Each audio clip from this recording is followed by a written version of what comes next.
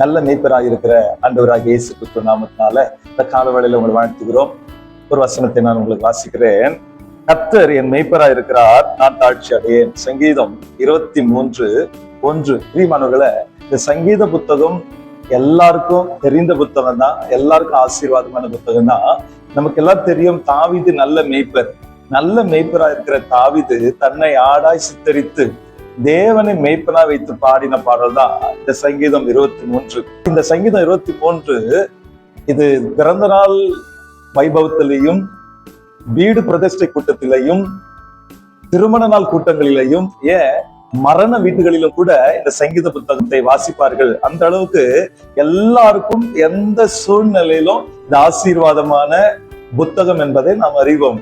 இங்கதான் சங்கீதக்காரர் தாவீது சொல்லுகிறார், கர்த்தர் என் மேய்ப்பரா இருக்கிறார், எனக்கு எந்த குறையும் இல்லாம அவர் நடத்துவார். அருமையானவர்களே, இயேசு கிறிஸ்து யோவான் சுவிசேஷ புத்தகம் 10 அவர் சொல்றாரு, நானே நல்ல மேய்ப்பன், நல்ல மேய்ப்பன் தன் ஆடுகளுக்காக ஜீவனை, உயிரை கொடுக்கிறான்னு சொல்லி இருக்கிறார். ஆக இயேசு கிறிஸ்துவை நாம் மேய்ப்பரா வைத்து வாழும் பொழுது நமக்கு உயிரையே தந்திருக்கிற அவர் உங்க குறைகளையும் எல்லா காரியங்களையும் இயேசு கிறிஸ்து வாய்க்க செய்ய அவர் வல்லவராய் இருக்கிறார். பாருங்க, மேய்ப்பராய் இருக்கிறார், எனக்கு குறை இல்லைன்னு சொல்லி தொடங்கினார் தாவீது.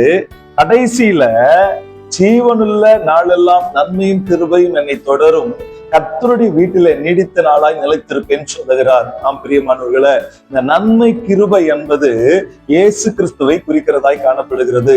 இதுல இந்த 6 வசனங்களும் இயேசு கிறிஸ்துவனுடைய குணாதிசயத்தை இங்க நமக்கு வெளிப்படுத்துகிறதாய் காணப்படுகிறது.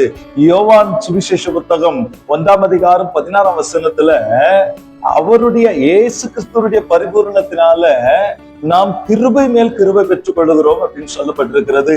மாத்திரமல்ல, இயேசு கிறிஸ்து நன்மை செய்கிறவராய் சுற்றி திரிந்தார். ஆகவே தேவனாகிய கர்த்தர் நமக்கு தந்தரில் இருக்கிற தன்னுடைய குமாரனாகிய இயேசு கிறிஸ்துவை நாம் மெய்ப்பர வைக்கும் பொழுது நிச்சயமா குறைகள் நிறைவாகும்.